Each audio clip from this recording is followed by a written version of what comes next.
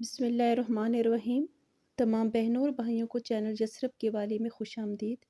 آپ سب سے گزارش ہے کہ ایک بار صدقے دل سے درود ابراہیمی پڑھ لیں۔ پیاری بہنوں اور بھائیوں، حضرت اسرائیل علیہ السلام ایک مقرب فرشتے ہیں جنہیں روح قبض کرنے کے لیے لوگوں کی جان نکالنے کی خدمت سپرد کی گئی ہے۔ بے شمار فرشتے ان کی ماتحتی میں کام کرتے ہیں۔ ان کو فرشتہ اجل اور ملک الموت بھی کہا جاتا ہے اور ان کا شمار بھی 4 مقرب فرشتوں میں ہوتا ہے۔ آپ سب سے آخر میں فوت ہوں گے، آج کس کے لیے بادشاہت ہے؟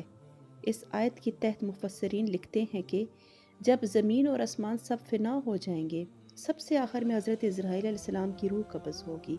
تب اللہ یہ اعلان فرمائے گا کہ آج کس کی بادشاہت ہے؟ تو کوئی جواب نہ آئے گا، تو خود اللہ رب العزت جل جلالہ جواب فرمائے گا، اللہ واحد قہار کے لیے ہے۔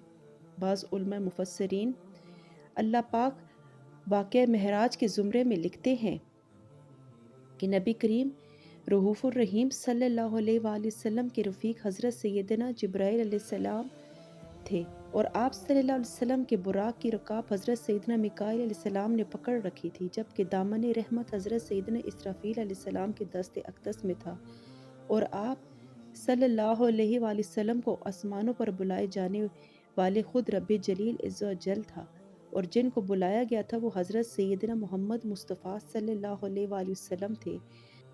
دعوت کا مقام کعبہ قوسین تھا اور خلعت گناہگاران امت کی شفاعت تھی۔